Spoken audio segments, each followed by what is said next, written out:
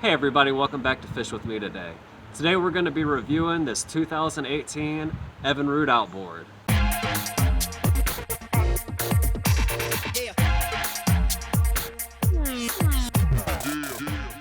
This outboard is a 135 HO, and first I want to start talking about the good things about this outboard.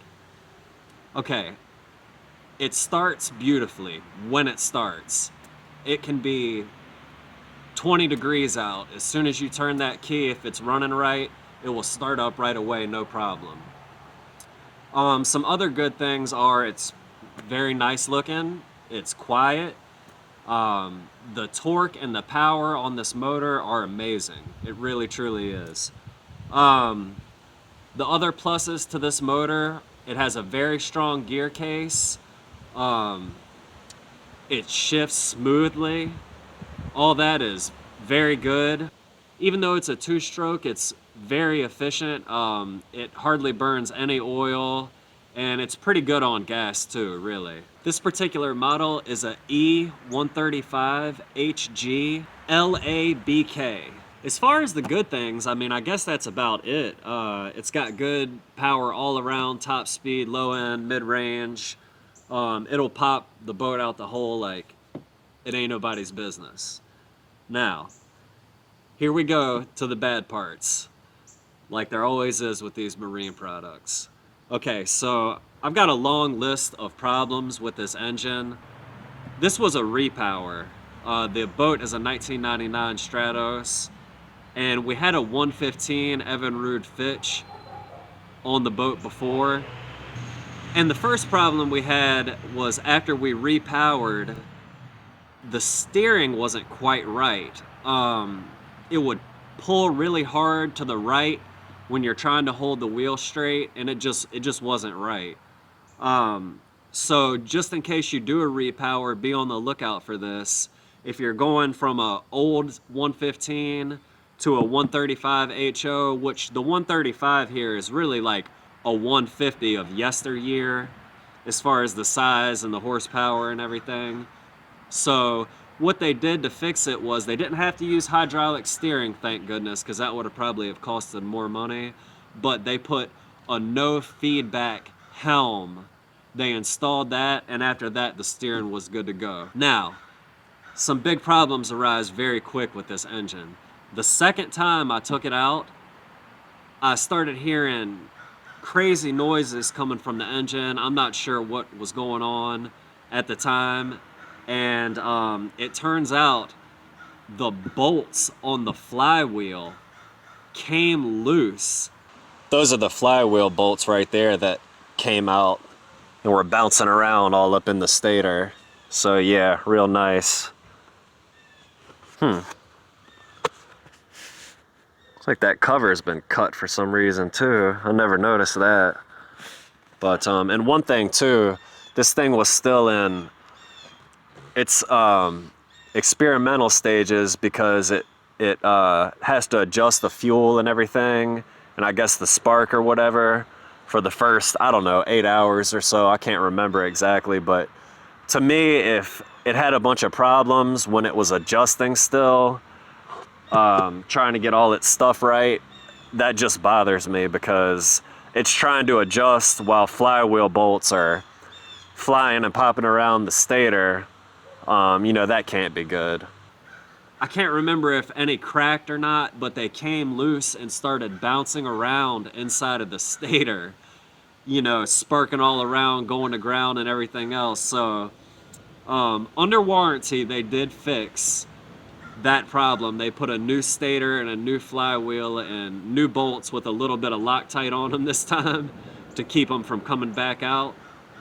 And that was good. That problem was fixed. So shortly after that, I was out on the river and it starts acting crazy again. I can't get any power out of the motor. Basically, like, hardly any, maybe a quarter of the power was coming out of the motor. So took it back up there again and it fouled a plug. So I'm like, okay, how come a brand new engine's fouling a plug, right?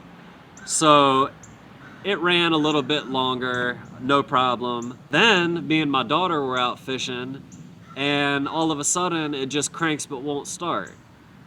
Left us out there, and this is first thing in the morning, mind you, like the second or third spot, it won't start. So I'm like, okay. And also, too, guys, I want you to keep in mind that all the wires, controls, everything were replaced on this motor. So if you're thinking, well, maybe I got an old wire or something like that keeping the boat from running correctly, all that was replaced. Even the key switch, um, everything was new. So take it back up to the dealer, they can't find anything wrong with it. I'm like, all right. So same thing again, I'm out and it cranks but won't start. So I take it back up there, and they suggest to put it on its own individual starting battery without any talons, graphs, anything, just its own individual battery. So I was like, okay, you know, because if this thing doesn't see, I think it's 1,000 or something RPMs, it will not start. The computer won't let it start. So I was like, okay, let's try that. So I got a good AMG battery, and I really like the AMG batteries for cranking, the gel batteries for cranking, because they just have really good CCA and MCA, even with a whole day of fishing on the water. You can get back and test your battery, and you've got more than enough cranking amps to get this thing going. So, eliminating that, the same problem happens again. So at this point, I'm getting pretty frustrated. You know, I spent 5 or 6 years, keeping the old motor running myself, doing all the repairs, which was 1999 115 Fitch. And, you know, after all that trouble and everything, when you get something like this, you expect it to be good. You know, it's a $16,000 motor. You know, it should not have any problems, really.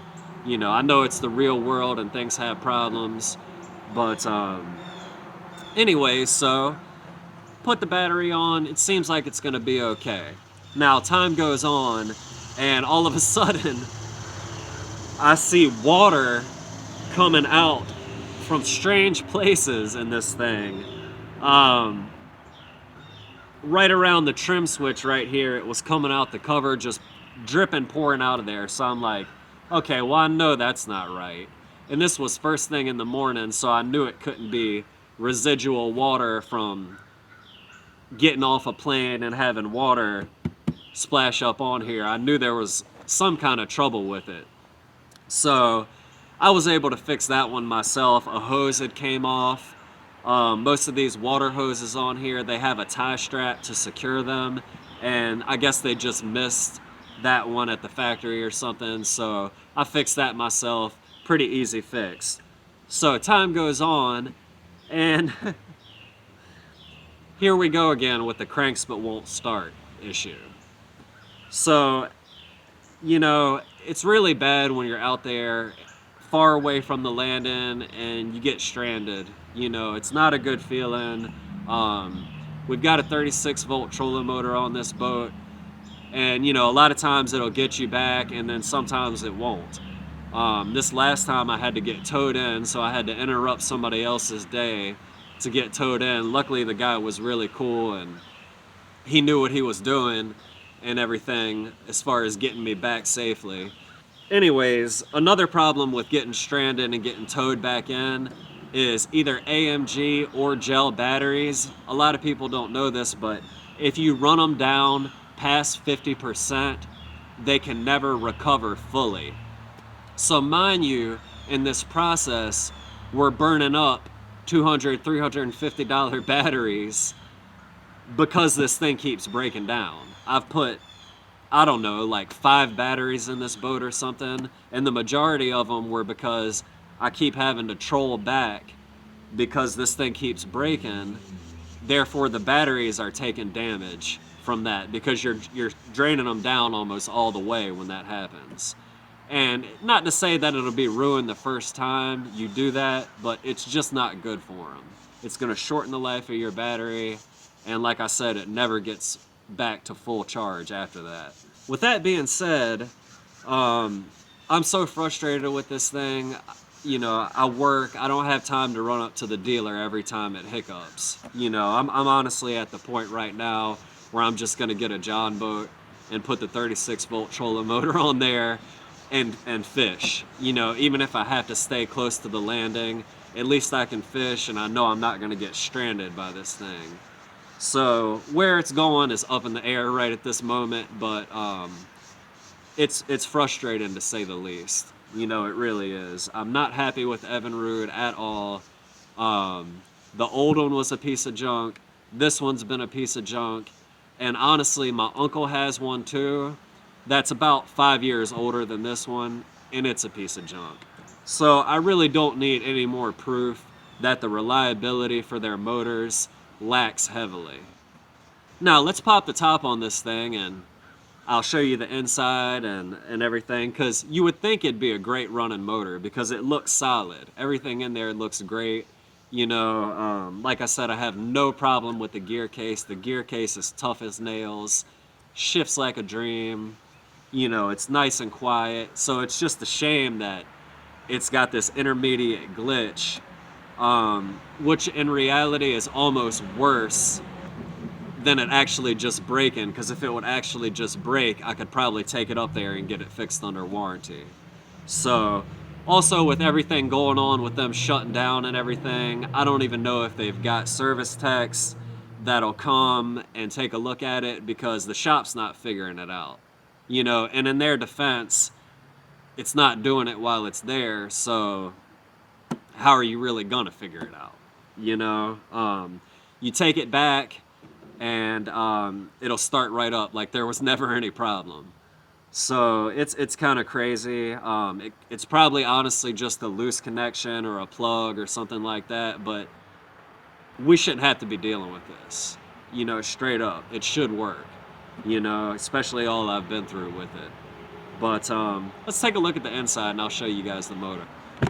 You know, honestly, another thing too is when the flywheel stuff happened and those bolts are sitting there sparking neutral to hot on your power source, I mean, it could have really fried anything. You know what I mean? That was one thing I kind of disagreed about the dealer about, was could the flywheel issue have caused any other damage? And if you know voltage, especially low voltage, hot going to ground or hot going to neutral is bad. It can damage circuits, it can do all sorts of crazy stuff, and they were kind of saying that no, it didn't mess anything else up. Well, how do you really know that? You know, you don't. You're just assuming that it didn't mess anything else up. It obviously did, or we wouldn't be having all these issues. See, it looks pretty clean, doesn't it? Looks well crafted, solid. It's just a shame it's such a piece.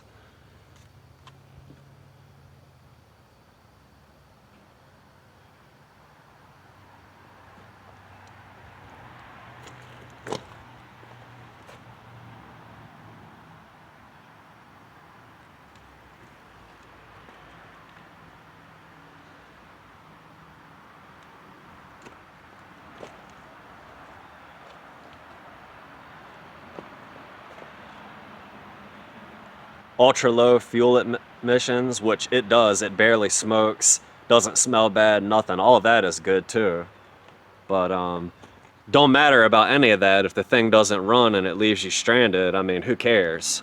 You know, the most important thing with the outboard motor is reliability, as far as I'm concerned.